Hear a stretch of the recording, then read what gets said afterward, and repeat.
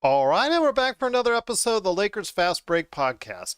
It's Gerald Glassford coming right back at you here from Lakers Fast Break.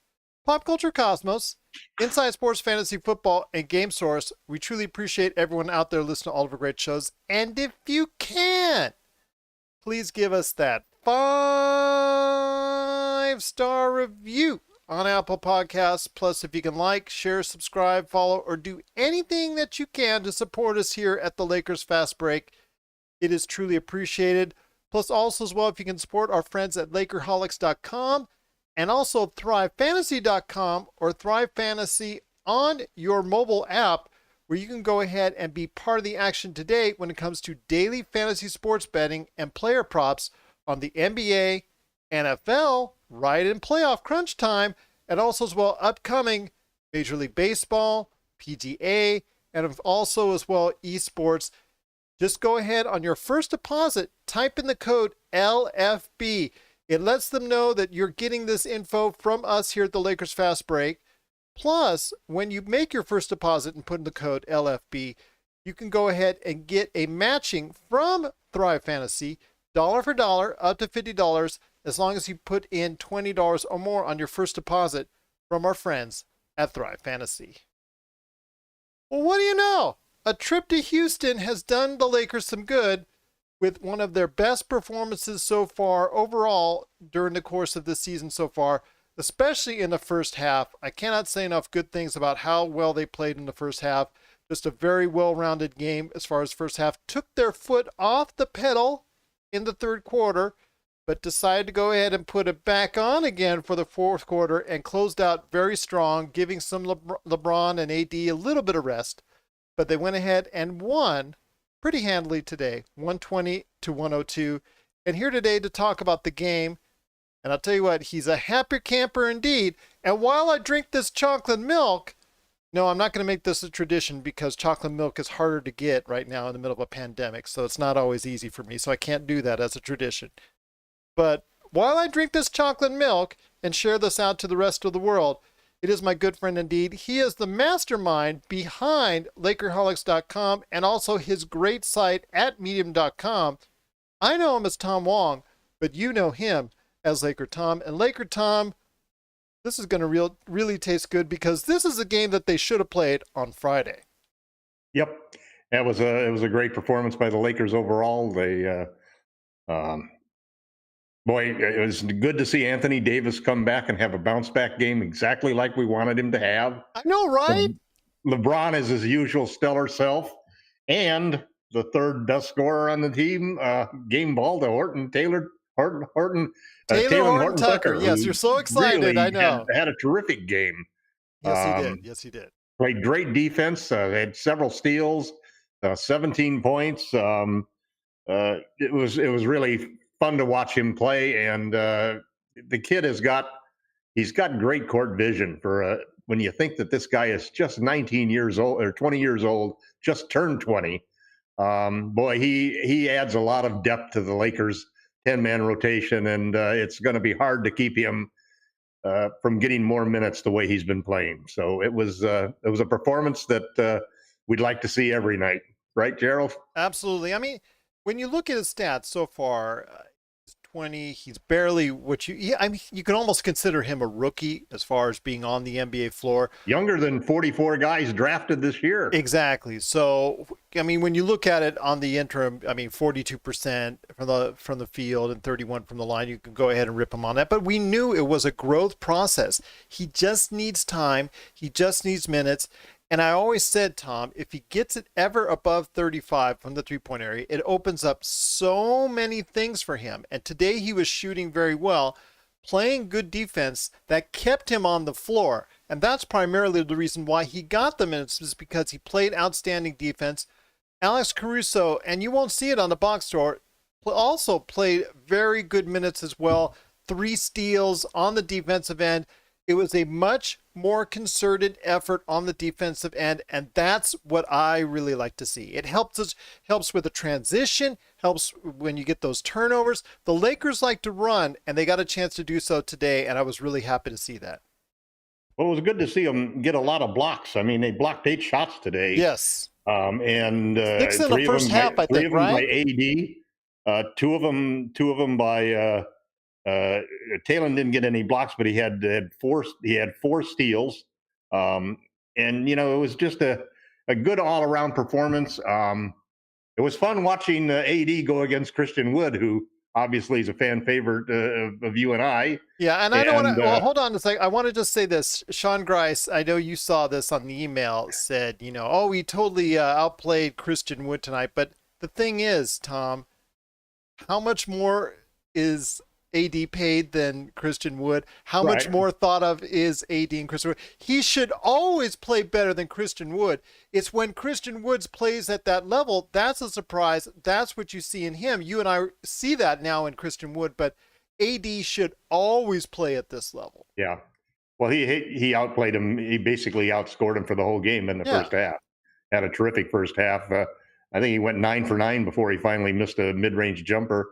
Um, Trez also had a terrific game. Yes. Trez was just punishing him down That's low. 2 games in a row. It is, and Dennis had a little slow start as he's had the last 2 or 3 games, but he came on at the end, played very well. Caruso's defense on Harden was excellent all game long. So this is the kind of game that you really want, where the Lakers basically were able to coast for most of the second half, and were able to basically take it easy, turn it on when they needed to, and every time they put the foot on the gas, the car went forward. Yes. So it's a great win. It'll be interesting to see what adjustments Houston makes for the next game. We On play them in this Tuesday. back-to-back situation again. Um, it was kind of an odd thing. I thought they should have thrown Boogie out at the same time because he retaliated for that shove that I don't know what Morris set Morris off that he knocked that guy out of bounds. Yeah, that's just, But I want to give everybody, listeners and watchers, head up since it wasn't a game that was shown nationally. It was only shown on Spectrum, or if you have NBA League Pass. There was a situation where Markieff Morris was thrown out of the game after a heavy shot by DeMarcus Cousins, which is kind of funny because DeMarcus Cousins was on the Lakers last year, and obviously it was something in the heat of the moment, but they did go after each other. Markieff was thrown out of the game, and then shortly thereafter, Cousins went after LeBron on a swipe, on a block, but it was right. deemed very. Didn't intentionally try to hurt him. No, but still close enough to the point where the ball, but he hit his head. Yeah, so it was close enough to say, you know what, I think it's time for him to go. So he was ejected from the game. Several technical foul shots were taken, but again, it was a point where the Lakers stayed focused for 3 quarters.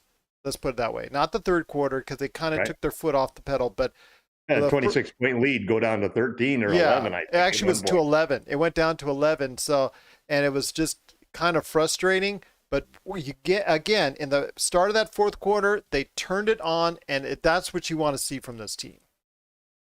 Yeah, Houston is an interesting team because when you look at them on paper and you think of they have a lot of players who, when you look at Boogie and John Wall and James Harden, you expect that they could go off and have a superstar performance, but there's obviously something going on with that roster that it's not clicking, And it's just kind of weird, don't you think? Because on paper, Harden is not. Yeah, Harden it's just is not almost there. like he's playing to get traded. He didn't seem to play with any heart and fire. He seemed to, whereas some guys will settle for 3-pointers, Harden seemed to settle for passing the ball. And that's not the James Harden you're used to seeing. I don't know whether he's trying to play in the style that Silas wants them to play, and to be more of the point guard, if you will, and distribute the ball. He is leading the league in assists. Yeah. But still, it's not the James Harden that we're so used to having to specially defend. In this particular situation, it was, most of the time it was pretty much 1-on-1. We really didn't hedge hard on him. He's still an incredible, tricky guy when he gets into the lane with these Euro steps and leaning one way and the other. He didn't get to the line very much. That was one of the other things too, that he seemed to settle for making plays for his teammates.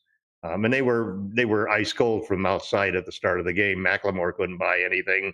Christian Wood couldn't hit anything for the whole first 3 quarters from outside. So, uh, it's funny though. They've got, I think they've got 4 wins already, which is surprising when you look at how they played tonight. So I don't know. We'll have They're to see. 3-5 right now. The 3 and A 5. 3-5. Yeah, but I will say this: when it comes to their roster, you thought they would have done a little bit better because, I mean, Christian Wood Morton's been getting playing him. terrible. Yeah, Christian That's Wood, really hurting him. but Christian Wood coming to the team, and Wall and Westbrook. Even though you were worried about what Wall's status was, he's played well. He's played almost as well. In fact, he has played as well as Westbrook has on Washington right now. So that you could pretty much say that's a wash. You get Wood in there, which was an upgrade to me from Covington. On the surface, it seems like the Rockets should be better, but they're not. And I think, like you said, it all starts with Harden and him not averaging 30 plus points. He's only, I think, scored, he had like a 44-point game, I think, early on when he just came back. Right. But since then, like you said, he's been focused on distributing, focused on maybe not where he needs to be, and whether it's conditioning or where he wants to be, like I said. So I don't know. It just seems like a very puzzling time for Houston Rockets at this point in time. Yeah. It's fine for me. It's fine for us too. Absolutely. I've never been a great James Harden fan, and not so much because of him being a ball hog, but he's just one of those guys who always seems to have an excuse when you get to the playoffs for what happens. And even at times when he's been high in the MVP candidates, he doesn't seem to perform really well in the late stages of the playoffs. And as a result, he's never been elevated in my books at the level of Steph or LeBron or even KD. So we'll have to see what happens as the year goes on. I find it hard to think that they're not going to trade him at some point in time, and that he's going to end up on the 76ers at some point in time. Maybe, maybe not. I'm still thinking Denver's got a shot, my friend. As long as Michael Porter Jr. is healthy, there's always him as far as a valuable trade commodity if he doesn't stay with Denver. So there's always that thought there. But yeah, I agree with you on that. It's kind of, I'm watching. For some reason, I just don't see his style of play fitting with Denver's style of play. To me, what makes Denver so good is having the ball in Nicola's hands. And I just don't see that. I don't see that working. Well, it just depends on where you have Philadelphia. It does seem like a natural, but in Houston's case, do you take Ben Simmons back, who's such a great defensive individual, playmaking skills excellent, but can't shoot, and you get to the situation where in a playoff series again it comes down to that. You got along with John Wall. You got two guys who need the ball to really, and two guys who can't shoot consistently. It's a tough fit. I don't understand too why Ben is so reluctant to shoot from three. He's not a bad free throw shooter, and it's usually pretty good prediction of how a guy can develop as a 3-point shooter if he's an excellent free throw shooter. I mean, it's one of the things that Talen Horton-Tucker has only missed one free throw this year so far. And he shot, 17 out of 19 in the preseason. And then it's one of the things that really gives me a lot of faith that his improvement the last year in the 3-point shooting is not going to be a mirage, that he really can stroke the ball. Well, I just wanted to give you a heads up on that. His stats for this season, he is only 60% from the free throw line and a career 60% free thrower. So he's not as good from the free throw line as you might think. 60%? How many free throws has he taken? He takes quite a few, I'm assuming, because he drives to the basket all the time because he doesn't take outside shots. I don't know. I'd like to look at those stats myself. I mean, he's a career 59% free throw shooter, just to give you a heads up. So. Well, that's a career, but in the G League? Yeah. You're talking about Ben Simmons, right? No, I was talking about Taylor Horton Tucker. Oh, I thought you were talking about Ben Simmons for a while there. My apologies, because Well, you I didn't. started with Ben No, Simmons actually, and I then didn't you realize that Ben evolved. Simmons was that poor of a 3-point shooter. Yeah. Really, that THT right now is 42% from the field, like I said, 30 like I said earlier, 31% from the 3-point area before today's game. what's And his free throw percentage? his free throw percentage is pretty decent right now. So, yeah, absolutely. I mean, with him it's just growing. It's just getting the minutes. I think you need to throw him out there, good or bad, and today was good. And that's the kind of signs, the kind of signs that you see going forward from him that you want. And so I'm hopeful for his future with THT, but I was talking still about Ben Simmons and the James Yeah, Harden type deal. yeah. I was mistaken then. If Simmons is a 60%, that's not a good sign for a 3-point. It's guys like that that you look back at the players who we're all talking about. Russell Westbrook, potential MVP player, averaging a triple double and gets a max contract, and he almost becomes one of those guys that can only be traded for another bad max contract. Ergo enters John Wall, another same guy that teams didn't want to lose him, so they gave him a max contract. And even though he's in many ways a flawed player, and I don't know what his 3-point percentage is, but he's not. I don't think he's got a reputation as being a guy who can shoot the three efficiently, and that changes the whole perception of your game. Same with Russell, that if you don't have the ability to hit that three, it really makes it difficult for you as a guard in the league today. I agree with you on that. I agree with you on that. But again, very, very good victory for the Los Angeles Lakers Yep. today. Very happy. Unfortunately, Sean Grice, aka Magic Man, couldn't be here. He's too busy saving people out of the ice, from what I hear. So that guy's doing a great job saving people out of the ice. And then you've got, I know Jamie Sweet's been doing a lot of things, but he's going to be able to hopefully catch up with us later in this week. But before we head on out, my friend, I know you got a lot of great stuff going right now at LakerHawks.com. And you're also your great site at medium.com. I hope one of them is how the Lakers have now returned to have the best record in the NBA as it stands right now. Well, I'm still in the mode that we're in this sort of quasi preseason, where I call it the anti bubble. It was odd watching. I mean, I love the social distancing that the Houston Rockets have for their fans, because it's like 50 feet apart from fans, when you saw them in the crowd. And it was kind of interesting. A lot of the boos, you're not used to hearing that, because we're used to hearing the feed of the crowd noises instead of the actual crowd noises. And tonight we had actual crowds, and when they shoot free throws, you could see the guys in the stands, and there'd be two people here, and then 40 feet away there'd be another two people. I don't know how many fans they allowed in the arena. Obviously, it was more than just family and friends like the Lakers and most of the teams have. Um, and Houston, obviously, Texas is like California, like Arizona. It's one of those areas where COVID is just running rampant. Um, That's the, crazy, the other man. thing that's been kind of interesting is Jamie had a great 5 things at Lakerholics.com talking about the fact that 5 things in basketball isn't one of them, was basically the title of his article. And not to become CNN like you always mention, but we're seeing so many things in the news that just basically almost push basketball out of your mind for a good portion of the day.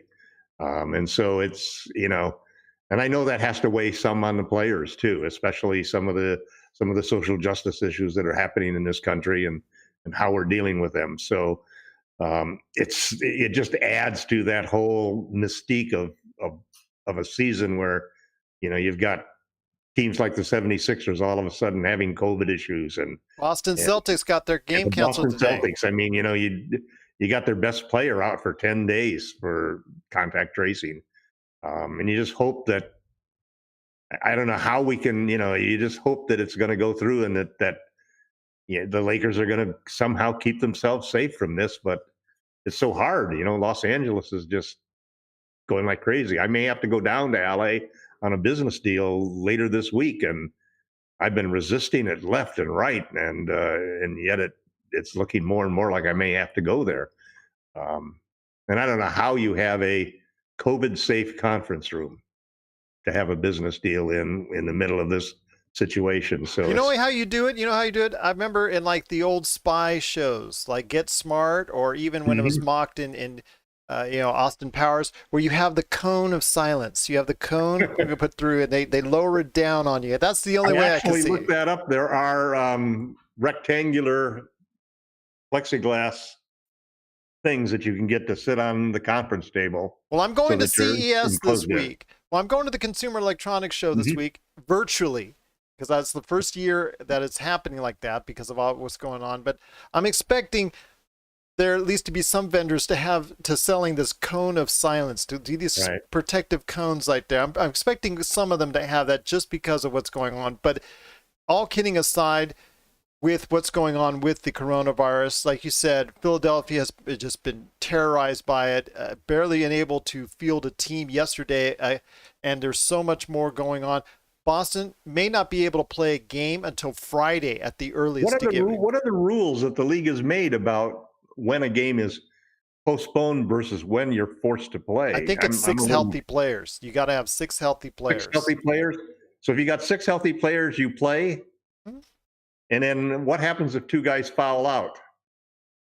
You remember that old Laker game from long ago, like 10 years ago, with Chris Kaman lying on the bench that one year? I think it was against You still Portland. have to play. You still have to play Yeah, 5-on-4 then, huh? yeah. So that it's I know going. that's I know in the youth leagues that I coached in, we've had that problem many times where, players foul out and you're playing five. I had a game where I was playing 5-on-3. Yeah. Fortunately, mine was with five and the other team was with three. Hope The you three. won. Pardon? I said I hope you won. Oh yeah, of course. That was an easy game. But I want to. Yeah, and, you imagine that on an NBA team, Yeah. it's a 5-on-3 break the whole game. But the players you're playing are not exactly the guys that you're Yeah, normally that's starting true. with. So we're I just saw that I saw that Simmons and Embiid were both out from that yeah, 76 game. But exactly. Dwight Howard was playing point guard. So that's why they lost. I mean, not because Dwight Howard, but just because they didn't have the players that they had to need to play the game. But I'm One good thing that the Lakers have with a long, deep bench, man. yeah, but I'm hoping they won't have to utilize it. Hopefully, we won't have to Yeah, use it. You're right, exactly right. and I'm hoping for the continued health and safety of the NBA players. It's going to be a rough week. I'm going to tell you right now. I'm kind of worried of where this week is headed. And then also as well for everyone out there with the numbers of the deaths and numbers for coronavirus out there, I'm really truly hoping for everybody will stay healthy, stay safe. But Laker Tom, you stay healthy, you stay safe. I know you've got some articles coming up this week at Lakerholics.com. I know I've got stuff out there for Pop Culture Cosmos, so please check out our new episodes that are coming on this week. And of course, we'll have more if there's more games, which right now there's scheduled to be more games on the docket. I look forward to doing more post games this week with you this week, so I'm looking forward to it. But everybody out there, if you have a question for us, it's at Laker Tom on Twitter, at Lakers Fast Break on Twitter, or LakersFastBreak at yahoo.com. If you want to send your comments, or you know what, if you can, share us a 5-star review that you made for us at Apple Podcasts. We truly appreciate it if you would, or just support, like, whatever you can do to share anything you can, because we do need to grow our audience. We're looking forward to getting bigger and larger. We have actually in the past month, we've had our biggest shows ever, so we cannot thank you enough for supporting us, and we truly cannot thank you enough for that. So hopefully you'll tell more people about the Lakers Fast Break, because we think we're one of the best out there, and we think that everybody that likes us stays with us right here at the Lakers Fast Break podcast. But Laker Tom, it was a great victory today all around. A lot of great play from so many players out there. THT did awesome out there. Montrezl Harrell, of course, LeBron, AD with his best game of the year so far. 27 points. Just very solid. 3 block shots. Didn't need to go ahead and touch too much on the rebounding because they're even with a light amount of rebounds, they still out rebounded the Rockets 39-30. So overall, it was a great performance. 50% from the field, still not where they're at, what they once were on the three-point area, but they were still 35%. So we'll take it. We'll take the victory. 120-102 over the Houston Rockets. But Laker Tom, it's been fantastic talking to you. I will see you on Tuesday, correct? Right. Okay, that's Tuesday after the game. Please tune in to us. It is the Lakers Fast Break. We'll be back on Tuesday post-game right here at the Lakers Fast Break podcast.